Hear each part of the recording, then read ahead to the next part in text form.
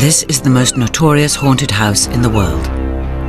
It is to be found in the sleepy seaside town of Amityville, an hour away from the hustle and bustle of New York City. 30 years ago, a truly horrifying crime was committed here, when 6 members of the DeFeo family were shot dead in a single night. Even now, the details of exactly how these brutal murders were carried out remain shrouded in mystery. 1 year later, the Lutz family moved in. They fled from the house, having lived there for only 28 days, claiming that they had been driven out by terrifying and unexplained supernatural forces. Their story was the subject of a media frenzy, turned them into celebrities, and became a worldwide bestseller, The Amityville Horror. It would spawn numerous books and films, including one that was released just this year. Mediums and psychic investigators have claimed there is a curse on the property. Others say that the Lutz's story is no more than a clever money-making scheme, built on the gruesome history of the house. It is probably one of the most haunted homes in the world. It's certainly one of the most publicized haunted homes in the world. Whatever happened, it was a confluence of events and personalities, and it meshed to form the perfect psychic storm. It's just this web of lies, and the motivation was simple enough. They produced a beautiful commercial scam. Their version is not a true story, but if they call it a true story, how could you say that they're liars? There were too many things that had happened and were going on to sit there in denial that something wasn't right with this. I guess the Amityville Horror really is supposed to be me, because I'm the one that got convicted of killing my family. I'm the one who said did it. I'm the one that's supposed to be possessed by the devil. What is the truth about the house in Amityville? And is there really a curse on all who live there?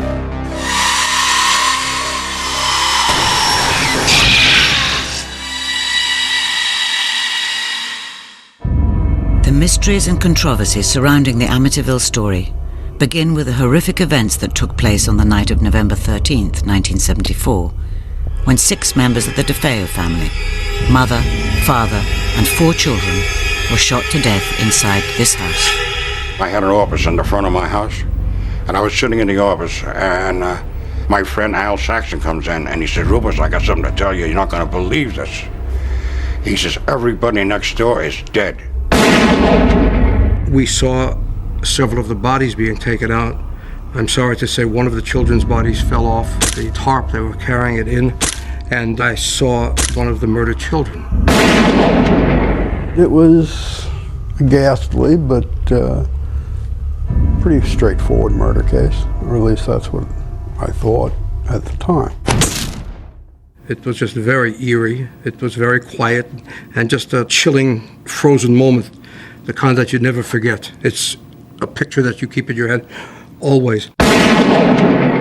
Here you had a so-called idyllic suburban family, Italian Catholic. The family had its own business, which was an auto dealership. And of course, with an Italian surname, there are the inevitable whispers about connections to organized crime. A mob killing was quickly ruled out, and the police began to focus on the only surviving member of the family, 23-year-old Ronald DeFeo Jr. George Harrison came, who was chief of detectives over in Suffolk County, and he said, "Can I use your house for a while for our headquarters? Everybody in my neighborhood was scared to death that there's somebody loose in this town." From the beginning, Butch DeFeo, Ronnie DeFeo Jr., was suspected. He was originally not arrested. He was taken into protective custody.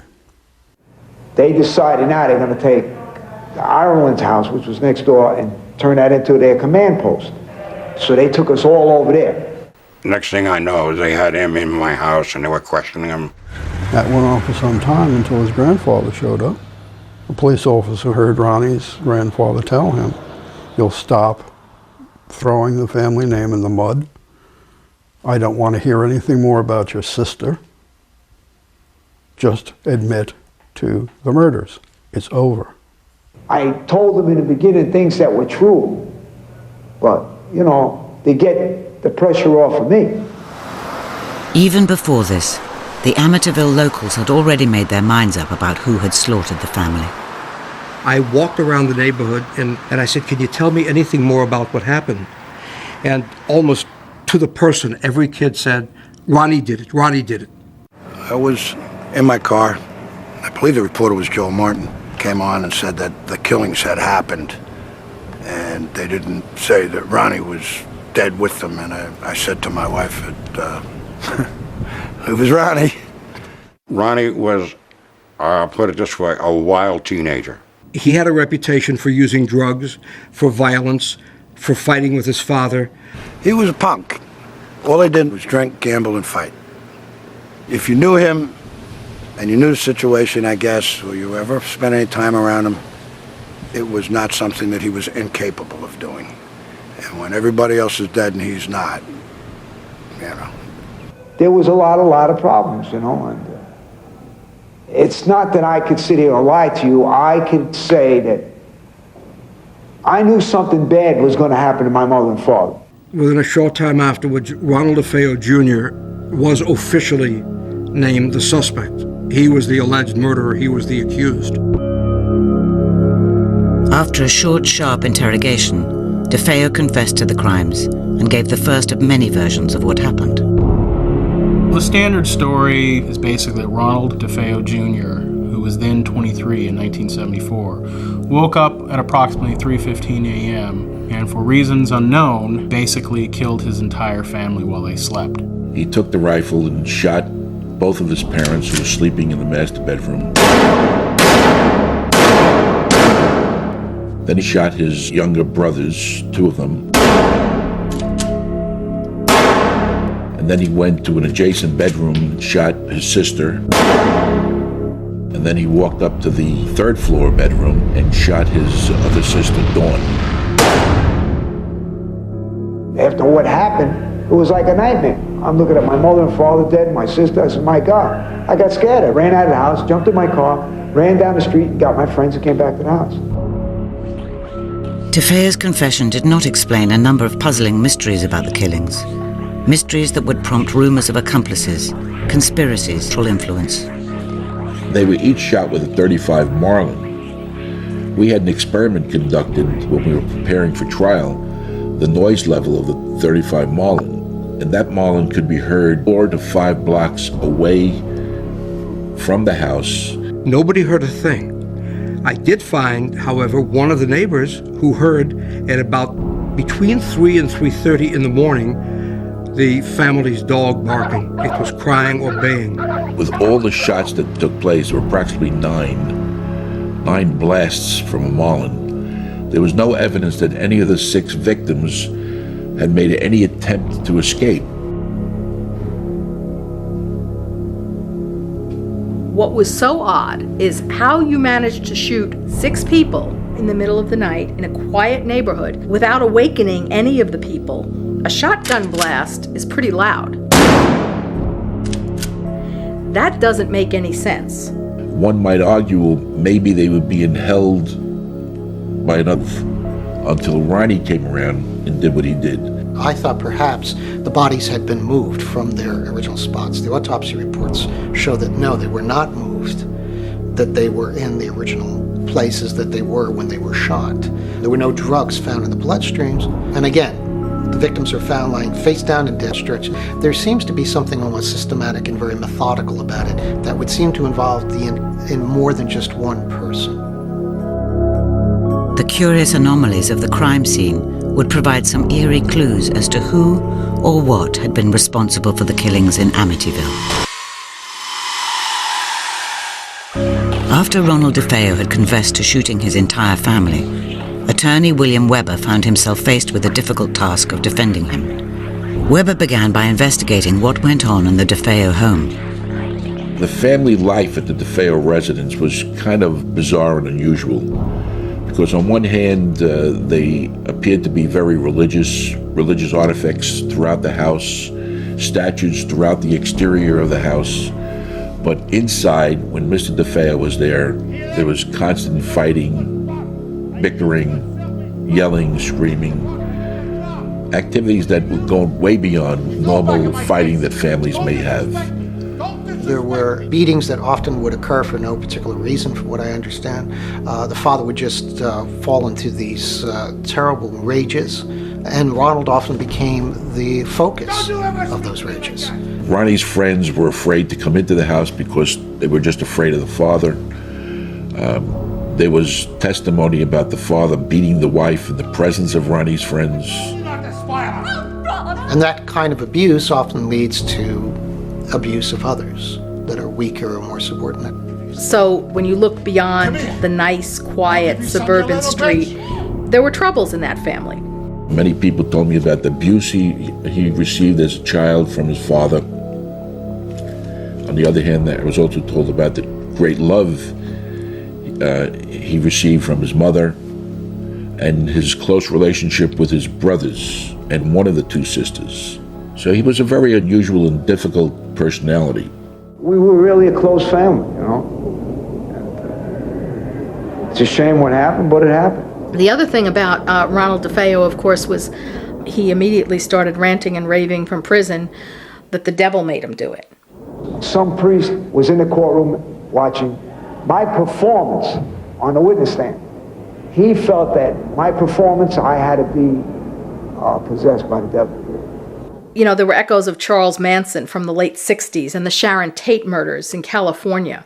Ronald DeFeo had that same wild-eyed look as Charles Manson. I don't think he was dealing with a full deck.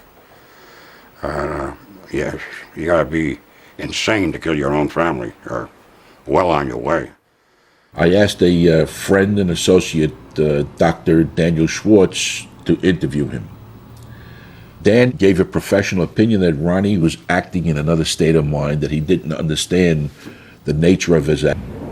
Weber decided on a plea of insanity. When he interviewed DeFeo about what he remembered happening on the night of the murders, a strange series of events was described that would prompt speculation about who was behind the killings. Ronnie had taken some drugs. He was watching television and there was a war picture on. And at the end of the picture, Ronnie was in the room alone. He said initially he thought that he heard members of his family in another room conspiring to kill him. The one thing that he said, and sometimes he said it with a smirk, so I wasn't sure if it was truthful, but he said that a female with black hands gave me the rifle and I went ahead and shot everybody. His original testimony was that at some point a hooded, black-handed demon handed him a weapon and that he went upstairs and that he committed the murder. He said the murder, not the murders. During the trial, one expert argued that DeFeo may not have acted alone. Herman Race was a criminologist hired by the defense. Herman Race, in a closed courtroom, that means they cleared out the public, told the judge and the prosecutor that some of the bodies had been moved, that they were not all killed in the positions they were found. He also said that he believed that multiple weapons were used, not just one high-powered rifle. Intriguingly, many years later, journalist Rick Moran was contacted by a drug enforcement agent who told him that he had the DeFeo home under observation at the time of the killings and had seen Ronnie's sister, Dawn, leave the house. On the night of the murder, that operative did see Dawn DeFeo wearing a snorkel-type jacket and gloves come out of the house with a rifle, throw the rifle into the backseat of her car, and drive out towards the point where the city has a dock, which is exactly where the weapon was found by police divers later on. When he told the police that a hooded, black-handed demon came to him and handed him the weapon, but that he didn't move, I believe that it's true. I don't think he was in any condition to move. But the demon that he was talking about was his own sister. Dawn DeFeo's night clothes show unburnt powder, which indicates she may have fired a rifle that night. Moran's theory is that Ronnie and his sister Dawn had plotted to kill their parents together. I think on the night that they decided they were going to do that, Ron was in no condition to be able to do it. And that Dawn took a long rifle and committed the murder.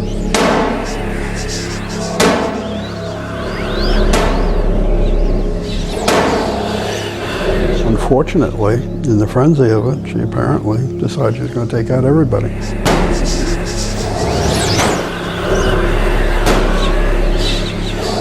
I've always been partial to the idea that indeed something special existed between Ronald DeFeo and his sister Dawn. Now, some say that that was incest, I don't know, but there was a special connection, a special bond, perhaps a bond of secrecy.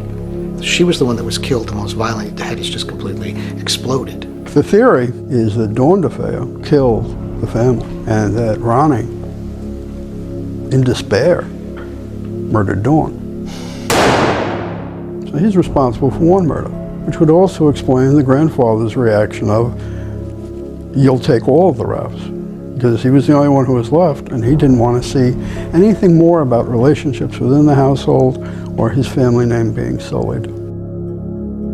In fact, the jury found Ronald DeFeo to be guilty of all the murders and to be of sound mind. He was given 6 life sentences in February 1975. The DeFeo home at 112 Ocean Avenue was put up for sale at a knockdown price because of its ghastly history. It was then that George and Kathleen Lutz, newlyweds with a young family, went to view the house, and the next extraordinary chapter of the Amityville horror began. When you look at enough homes, you get a sense for what feels good to you and what doesn't. This house had no reservations for us. It was the answer to so many different things that we thought would be perfection of a sort. We discussed the events that had happened in the house as a family and came to the decision that we would all be okay with the history of what had happened. But I don't think any of us considered the possibility that there would be something residual there. According to the Lutzes, there were unsettling occurrences from the very beginning. Harry tried to hang himself, our dog, our black Labrador retriever. He jumped over the fence, and his chain was too short, and he was actually on the wrong side of the fence. That was all within the first hour of moving in. George Lutz then says that a good friend who knew the history of the house strongly advised him to have it blessed. The priest came and went about the house blessing and came out and told Kathy and I not to use the one upstairs bedroom we were going to use as a sewing room as a bedroom. He said he felt something in there. And he was slapped. He heard a voice tell him to get out. Those were 2 things that were immediate first few hours. Within the first few days, George Lutz claims he found himself waking regularly at 3:15 in the morning, feeling restless, uneasy, and often hearing strange noises. Significantly, this was the time when the DeFeo murders were estimated to have taken place. I got very sick in the house and lost a lot of weight, lost days at work. My own personal hygiene changed there. He was undergoing personality changes. He would snap at the family. He and Kathy were having arguments.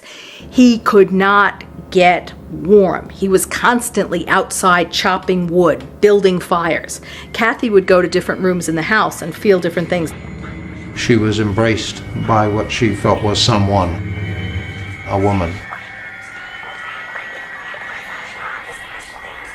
When she told me about it, she was quite frightened and quite disturbed by it. The Lutzes reported swarms of houseflies infesting certain rooms, highly unusual in midwinter. They were also becoming increasingly anxious about the behavior of their daughter Missy. Missy started to explain to Kathy that she had a friend, the friend's name was Jody, that had represented itself to her as a large pig. When Jody told her that he was glad she was there and she was going to be living there forever, that was quite disturbing. As the days went past, the Lutzes claimed that more and more strange things were happening around them. When you hear screams at night and you hear footsteps at night and the kids are saying strange things and the temperatures in the house vary and the spots that would appear on the carpet in the morning, the progression of certain toilets turning black, the china actually turning black. When you sit down and you start talking about those, then there's obviously something wrong. They still don't like to talk about what happened that very last night that finally drove them from the house.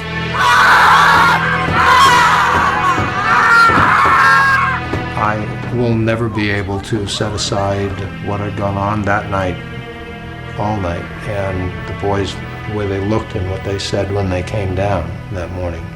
Come on, babies, come on! Come on, get out! The Lutz family say they finally fled from the house in the early morning of January 14th, 1976.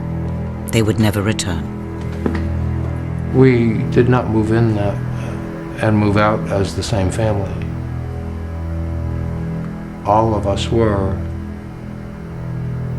quite frightened by the time we left, and knew of no fear when we moved in. And the fear alone was something that changed all of us. The Lutzes moved in with Kathy's mother, and George took steps to get the house investigated. I had contacted a fellow by the name of Kaplan, who had represented himself as a parapsychologist. Come to find out he's a vampirologist, and that was supposed to give him credibility, which it didn't with me. My husband did tell him that we don't charge you anything, but we are a public service organization, and if we find something backing what you say is there, we will tell the public what we found, and if we find that there isn't anything, we'll tell the public that, and if we find that you're putting us on and this is a hoax, we'll also tell them that. 3 days later, George Lutz contacted Kaplan again. He was very upset by some quote that my husband had said in the newspaper saying that he would be investigating. And he said, I told you I didn't want any publicity, and I'm going to have to now postpone your investigation for at least a couple of weeks because we didn't want any publicity about this. And my husband found out the next day that that was the same day that Lutz and his wife had given this press conference in the morning.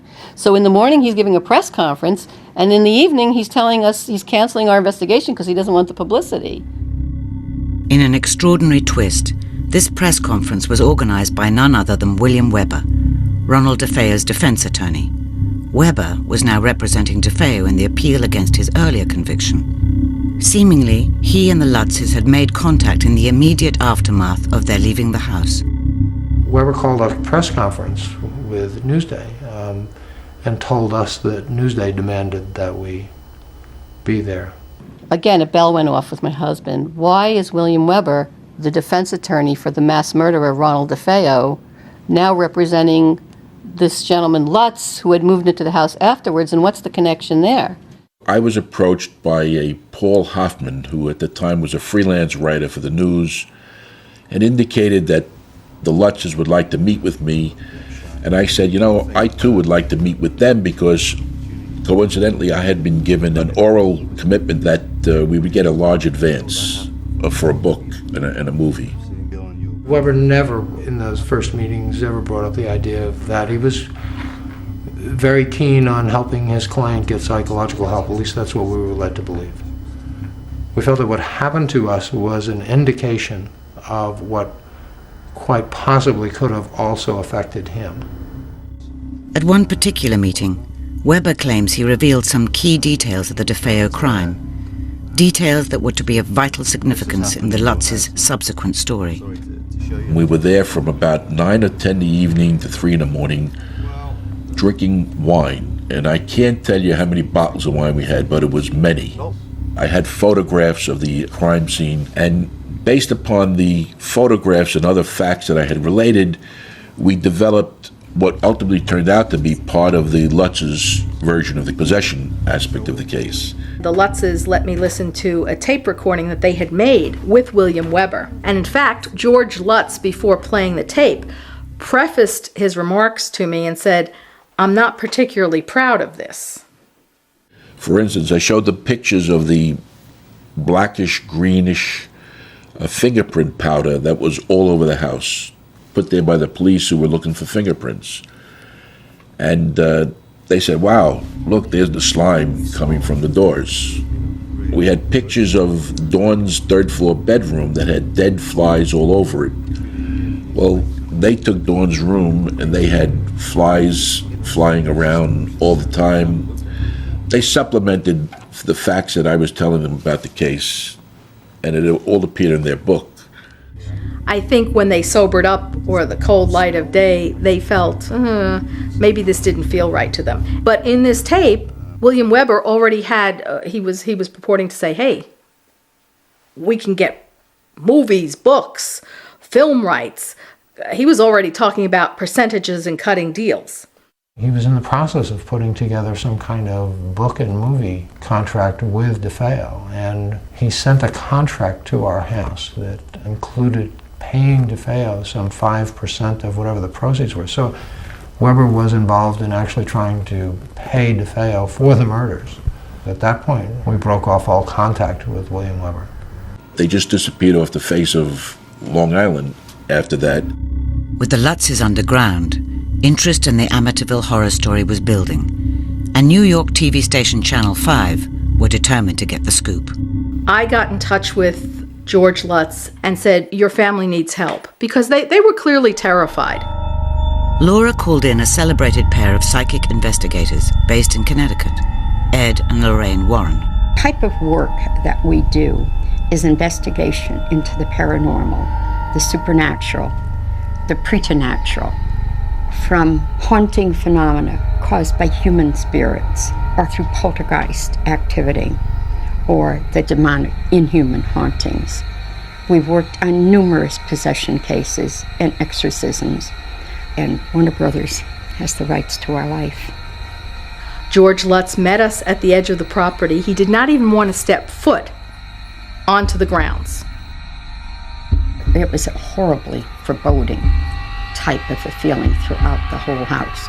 You knew that this house was infested by something other than human spirits. That's for sure. That was more than obvious.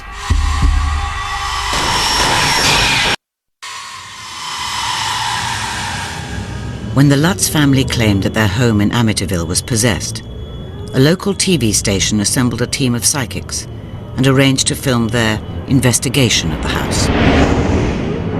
They got parapsychologists, they brought in some other psychics, and it was arranged to go in there on the night of March 6th, 1976. Soon after the Channel 5 news team and their reporter Marvin Scott arrived at the house, people began behaving unusually. Nothing happened to me, but things were happening to people around me. The way people were affected was just crazy. First thing that happened, our cameraman, Steve, got to the landing on the second floor, and all of a sudden he bent over, clutching his chest. He had stabbing chest pains. The overwhelming impression was very sad. I had the impression of a teenager who had done something that had changed his life entirely, and he had committed something horrendous. When we went up to the second floor, of course, the psychics could feel the remnants or the bad vibes. 6 people had been murdered violently there, not 2 years before. There was a window above me, and I saw a face of a young girl looking out at me. Then I heard crying, weeping. So I said, look to the white light, walk towards it, and everybody you love is waiting for you. Lorraine, during the seance, said that she felt like there was some evil here that was from the bowels of the earth. It was not just the murdered spirits of the dead DeFeos. I could see bodies all lined up, all with white sheets over them. I got the impression of like hooded figures like monks right outside the door, closing the door well, looking in at me. I thought, uh-oh. I get to the top and I go into a room, and Marvin Scott said to me, what is it? What is it? I said to him, I hope this is as close to hell as I'll ever get. So I took the holy water and I opened it and I said, get thee behind me, Satan. And I went like that, and you could hear like water on a hot stove go tss, and then everything in the house stopped. After the seance was over, we proceeded downstairs. At that point, Ed had his crucifix and he was leading Lorraine. He stopped at one point, almost as if he was like thrown back by a gust of wind. And he later described it as being assailed by, I think, a legion of demons. It's like the rush of water against my chest, holding you back so powerfully. Again, as a reporter, I have to tell you, I did not see anything, I did not feel anything other than the reaction of Ed, Lorraine, the other psychics, and the other people around me. At 2 a.m, I remember Marvin Scott turning to me and say, "We don't have it." In other words, this was not The Exorcist for television. Although nothing happened for the TV cameras, one photograph taken that night would later apparently reveal a mysterious presence. The camera was set up in a tripod and it just automatically shot off a flash photograph every few moments. And there were rolls and rolls of film of this particular doorway. It was into our daughter Missy's room. The photographs were being cataloged by a secretary I had years later in California. And she was pregnant. And every time she picked up this one particular picture, the baby inside her jumped. And lo and behold, on the second floor in the doorway of one room, there is the distinct figure of a little boy peering out from the doorway. There were no children in the house that night. So it's like, okay, where did this come from? And we called Missy and asked her, who was this? And she said, oh, that's the boy I used to play with there. First we had heard of that. The Lutzes never returned to 112 Ocean Avenue. The bank reclaimed the property, and their possessions were auctioned off. George and Kathy moved to California, claiming that they needed to escape the influence of the house and the glare of publicity as their story gathered momentum. Amityville becomes a sensation, and it's everywhere. It's in the news. It's all over Long Island. It's on the tips of everyone's tongue. Have you heard about this case, which is a compendium of all of the most horrific things that have ever happened in the paranormal, all in one case? The psychics came out of the woodwork, exorcists, parapsychologists, vampirologists. Every one of them came out of the woodwork with a theory that they knew exactly what had happened there. Among those joining the party was Professor Dr. Hans Holzer, America's most famous ghost hunter. I particularly like this picture that clearly shows a white outlines of a horse overimposed over me. Now it so happens that the entity in the house that was disturbed was an Indian chief on a horse. Hans Holzer had been introduced to me as a man who had written about 50 books in the psychic arena, poltergeists and ghosts in the White House, ghosts in every house he's ever visited.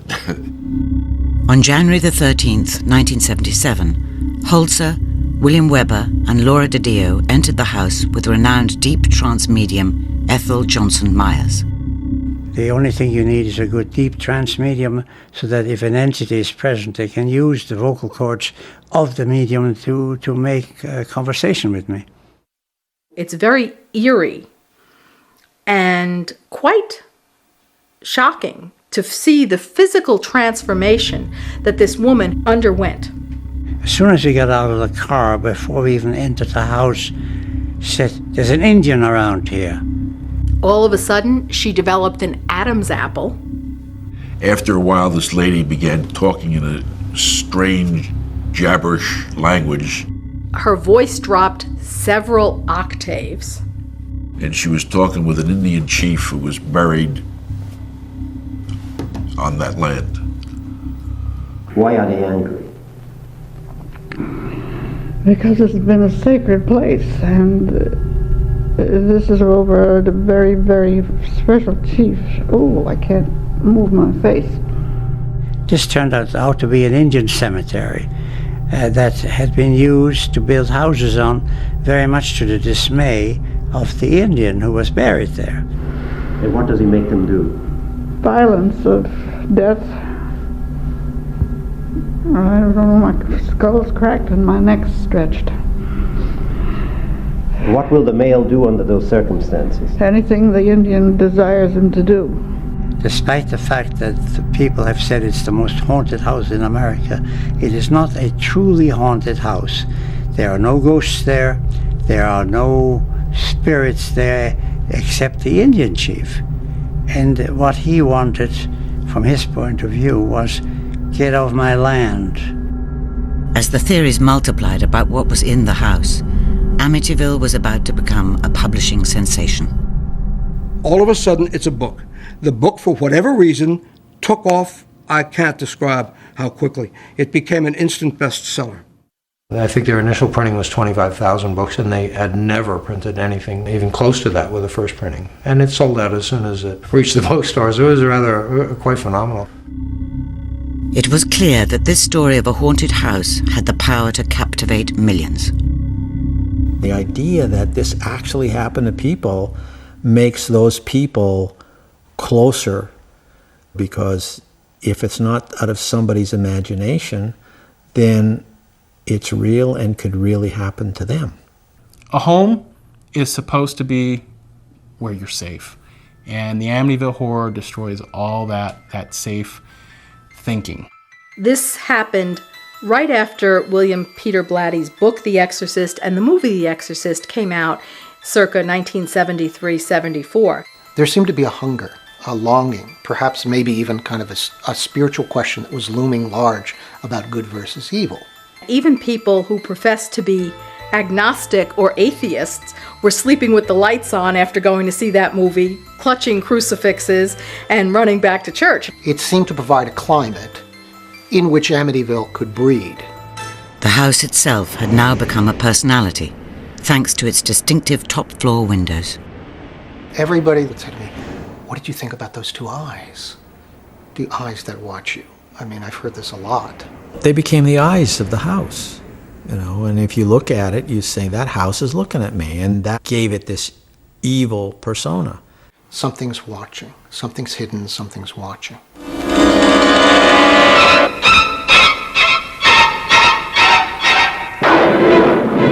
The next incarnation of the Lutz's story came when Amityville got the Hollywood treatment. What happened to them is an experience in terror you will never forget, and you will believe in the Amityville Horror. George and Kathleen Lutz are with us this morning to talk about what happened during those 28 days in Amityville. Lutzes, good morning to you both. The hype over Amityville on national television and told their story to an eager public. Within a week, Kathy's hand had been touched by something that we discussed and couldn't explain. It was just something unseen. We also had hordes of flies that would appear within 2 rooms, and no matter how many times we would kill them, they would reappear.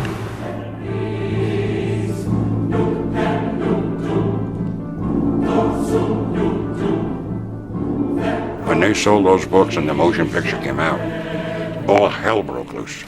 It was a media frenzy. I mean, people just descended on the village of Amityville. People from Ireland, people from England, people from all over Europe.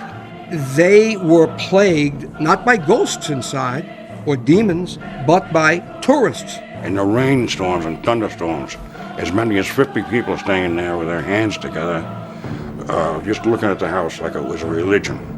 On Ocean Avenue, people's lawns were just crushed with people parking their cars and trying to get to the horror house. I had busloads. People in my backyard picnicking, nuns from Sweden. They got stuck on my driveway. I don't know how they even got down my driveway. People running up and wanting to grab a piece of the house, pulling up a piece of the lawn, taking off a piece of the siding of the house. One woman hit a cop over the head so hard with a pocketbook she almost knocked him out. Anything so that they could go and peer into the windows and really be annoying. It just went on and on and on. But just as thousands of tourists seemed convinced by the Amityville story, so there were growing numbers who suspected a hoax. Jay Anson writes this thick tome, The Amityville Horror, True Story. And I thought, something here smells bad. The original articles that came out, they said that they did not see any human forms and that they just had strange noises, bumps, banging in the pipes, things like this. They were experiencing what on the surface appeared to be some low-level psychic phenomenon. No levitation, no windows being shattered, no doors wrenched off their hinges by unseen forces. By the time they got to the book, they had green slime and red slime and marching bands and Jody the Demon Pig. We had 116 obvious errors, physical errors in the book. And that's before you get down to floating pigs. There was a picture that Missy had drawn, one of the Lutz children, of Jody, the demonic pig that she said would often appear up on the second floor windowsill with its red eyes peering in. We started talking to some of the neighbors, and one of the neighbors said to us, "Oh, what does it look like?" And we showed the picture that was in the book, and they said, "Oh, that's the cat that Ronald DeFeo called the pig because he was fat." Well, the pig happened to be my wife had a Persian cat. It was a Persian cat, I'm sure. This cat would actually jump up into the window and stand there and stare with those red glowing eyes. And what about those infamous flies? My God, the murder took place. The victims were removed after 48 hours. The house was then sealed up, and the heat was on. Just doesn't take a brain scientist to figure out how you end up with flies. As part of their investigation, Jordan and Moran interviewed Jim and Barbara Cromarty, who bought the house after the Lutzes left. We asked them if when they moved into the house they had made any major repairs. Because if you read the book, you get the impression that this whirlwind of paranormal activity sweeps through the house and leaves it in a state of shambles. No, they tell us. Everything was in perfect shape when they walked through it and they made their purchase. My husband did a program in which he debated George Lutz, and George Lutz tried to say that the window in the house had slammed down on his son's hand, and he had taken him to Brunswick Hospital to be treated. So my husband said, well, we'll just subpoena the records of Brunswick Hospital, and then you can prove that. And he said, well, I didn't really take him to the hospital. We bandaged it at home. So the story would change if you tried to pin him down. I remember when we walked into one of the rooms, there was a window where it was claimed if you stood in the center of the room, the window would suddenly open and shut violently all by itself. It was on the second floor. So we ran into this room, Rick and I. And Rick pointed out that the floorboards seemed to be slightly uneven. And he started shifting his foot along the floor. And suddenly, the window shot up. I thought I was going to jump out of my shoes backwards. I shrieked. The counterweights are improperly set. And the window was such that if you did this, you could actually make this window go up and then come down. Confusion surrounds much of this.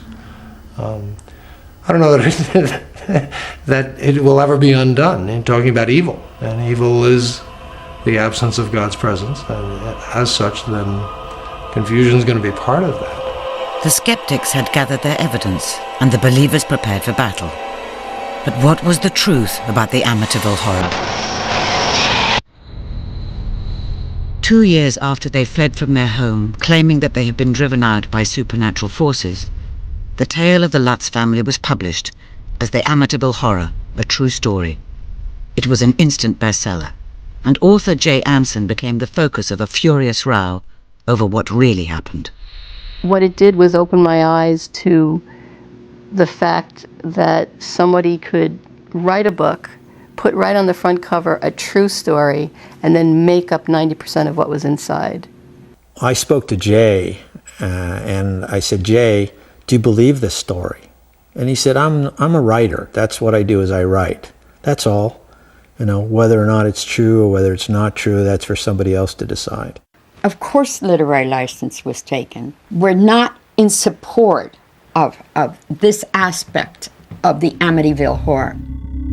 Peter Jordan and Rick Moran confronted Anson with their evidence that the book was not a true story, but a work of fiction. He said, you're one of those naysayers. You're a skeptic who likes to write non-ghost stories. I like to make money. Jay said to me, I'm a writer. My only interest is to write a best-selling book so that I can build a house in Majorca and never have to write again. And one day I predict, he said, that you are going to be sitting there broke, writing your little non-ghost stories, and I'm going to be in an island out in the Bahamas or somewhere with a truckload of cashmere sweaters.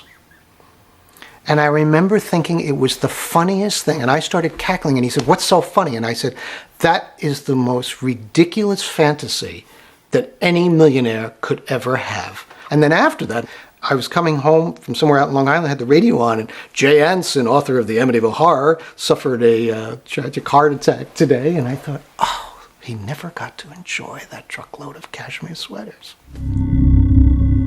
Although he never had time to enjoy it, Anson made millions from Amityville in comparison with the Lutzes, whose share was said to be only $250,000. However, George still stands by the author and the book.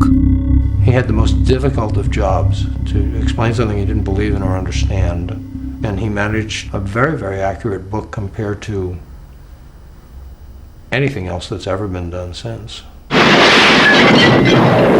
accuracy was not something that troubled the makers of the Amityville horror film. From the best-selling book that made millions believe in the unbelievable. The original movie took real license, with blood dripping down the walls and the flies attacking the priest the way they did. They could have just as easily have done the flies the way they really happened. I wasn't really concerned about whether or not it was a true story. It didn't matter to me.